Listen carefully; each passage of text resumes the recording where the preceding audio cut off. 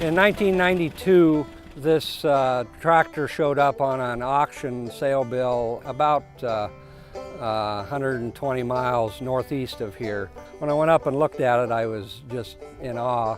The original owner bought it and he used it, all that 1,100 hours in the first season was the story that the family told.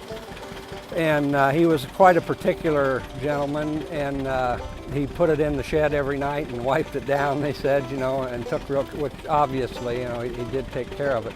He probably had a cultivator mounted on it, and you know, it was used that first season, so it's not an unused tractor. But then he developed some type of illness after that first season and wasn't able to farm anymore, and it was parked in the shed, and it sat there from when it was a year old until 1992 when they pulled it out and had the auction. It shows 1,122 hours now, and I've probably put 10 hours on it or something like that. I did bail with it shortly after I got it, just for the fun of it.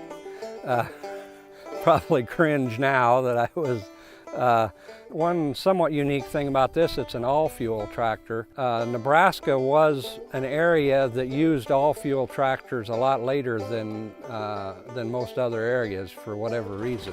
You know, the production numbers on all-fuels compared to gasoline in the 50s went way down.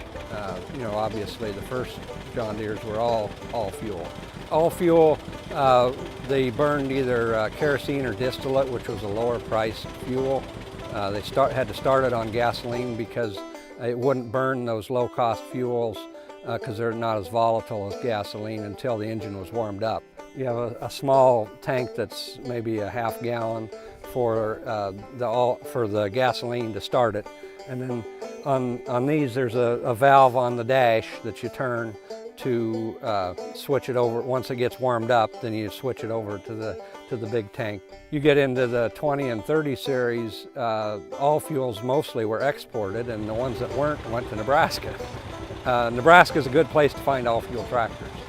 And the other place that all fuels went a lot of times was in the south, and then there they rot away. So our climate is very nice here for original tractors.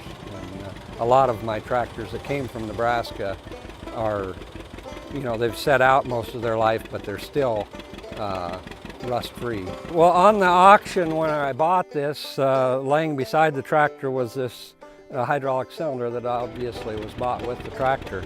And I've never have checked for sure.